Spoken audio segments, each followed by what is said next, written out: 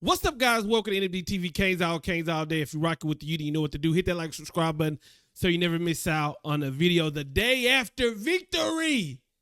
It feels so good. We're 3-0, and we feeling good. We spilling the roses. We're going to enjoy this weekend watching everybody else lose, but we're going into next week undefeated, and you got to feel good about that. But I was rewatching some of the highlights from last night, and it hit me something that I'm really loving. I mean, we've already kind of talked about it, but just to really think about where we've come from, I'm really loving this offense. Now, it's easy to say, oh, I love the offense because, you know, we're 3-0 and we're loving the outcome.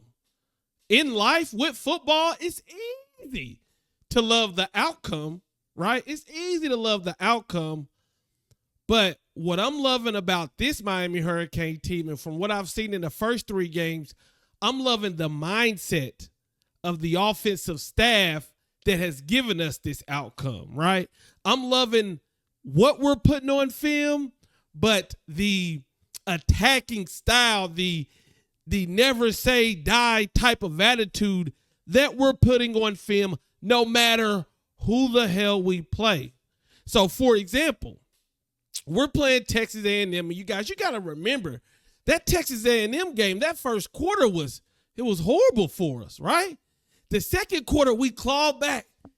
We clawed back. By the time we get to the end of the second quarter, I'm thinking, whew, I'm glad we're only down by 3. Let's get into this locker room, and then let's get things right. But Shannon Dawson and the offensive staff said, no. Let's put together a drive under a minute, go down there, and go up in the half. See, I love the outcome of us going and us being up at the halftime, but more importantly, I love the mindset that says, I trust my quarterback, my offense with no timeouts to go down there and score because I got to keep it a buck. I thought we should just go into halftime. That's why they paying Shannon Dawson the big bucks. That's why they paying Mario Cristobal the big bucks. Last night, we're molly-whopping this team. We're better than this team. I mean, you saw it. You look at one team and you look at the other team, it wasn't a competition out there. What happens? Mario calls a timeout on defense to get the ball back for the offense, and they go down and score 35 seconds before the half. When have we had that type of mindset? That's the type of mindset that says, I want our team to be better and work on this type of situation, because best believe these type of situations, just like in the A&M game, will come up. We need to work on it. It's the type of mentality that says, again, I trust my offense, and it's putting the mindset into this team that we are the attacker, not the person getting attacked. I love that mindset. And then, ladies and gentlemen, late in the game, we have the backups in. And we throw a pass. It's 30 short. Hey, let's just punt the ball off. We're already up by 1 million. What happens? We go down. We go for it on 4th down, and we get the conversion. You know why? Because those backups that are in the game, you never know. When you say next man up mentality, that's what coaches always say, next man up mentality. But when you put these players in the game, you don't put them in the situation that the first man was in. Come on now, I'm preaching to somebody. I said, when you say next man mentality, when you say that Emory Williams may have to come in a game for Tyler Van Dyke because Tyler Van Dyke's helmet came off because he got injured. Well, there may be a situation where Emory has a 4th down and he has to get the call in and he has to get the first down. He has to make sure he puts it in the running back's stomach. He has to do this or that under the pressure of it being the 4th down in the game under the bright lights. So you can't just talk about next man up, but when you have a chance to simulate that in the game, you don't do that. We did that last night with our backups in. So I'm loving the outcome, and it's easy to sit on this microphone and be happy. It is when the team's winning.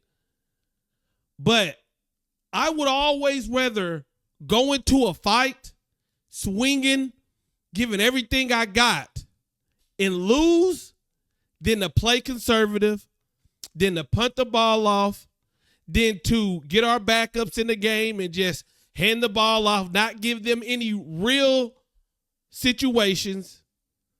I don't think that's how Miami Hurricane football should be played. Jimmy Johnson said that's not how he thought it should be played. And I think that Miami, the way their mindset has been these last couple games, is what I'm truly loving about this season so far. Of course, the outcome, but the mindset to get to the outcome is something that I love. I did get a question. Remember, guys, if you want your question answered, go ahead and leave them in the comments and I'll get to them. Andre Gomez, 8220 says, bro, where the F is Elijah Royal and Frank Ladson? Now, if I'm not mistaken, Elijah Royal, he is getting coming back from injury. But I've been getting questions similar to that. Where is Jaleel Skinner? Where is Frank Ladson? Where is Tyler Hurl? You know, he's an Alabama transfer. Why isn't he playing? Guys, the days of you being recruited, being a 4 and 5 star, and coming in here and just getting handed a spot, the day of you being a transfer from an Alabama or from this school or from Clemson and you just getting a spot, those days are over now that Mario's here. The talent acquisition that Mario brings, the development that Mario will bring, you have to do it in practice. And I'm not saying these players aren't doing it in practice. All I'm saying is if they're healthy, there's a reason they're not starting. Maybe they're not picking up the playbook as fast. Maybe they aren't they're not practicing well. Who knows? Or maybe because we are in this position now, the player in front of them is just better. So the days of you're a transfer so you're going to automatically get to play, those days are over. The days of you're a 4 or 5 star, you're guaranteed you're going to get to play, those days are over. And people have been asking me questions about, where's this or that. I don't truly know, but what I can tell you is that this staff is bringing in some heavy hitters. And when you bring in heavy hitters, you can't, everybody don't get to play, right? Everybody don't get to play. So that's my look on it. That's my take on it. Some of these guys that, we got Tyler Hurl, everybody was like, oh, he's going to be a game breaker. Well, we've seen that with Jacoby George. We've seen Xavier Restrepo and Kobe Young. Jaleel Skinner. I mean, we've seen McCormick. We've seen Riley Williams, right? And that's also telling freshmen that are come in like, hey, Ruben Bain, if you come in here and you put in the work, you going to see the field. I mean, we saw Ruben Bain with the suplex last night. We already know about his work ethic, but guys, I mean, that is what I'm seeing, and that's what I'm thinking. Truly, only Mario knows, right? He don't let the media in practices. He'll tell you that. But hey, man, thank you for the question. I appreciate it. But guys, remember, that mindset is a beautiful thing that we got going right now. The outcome is good, but the mindset is great. Let me know what you guys think in the comments. I'm out. Peace.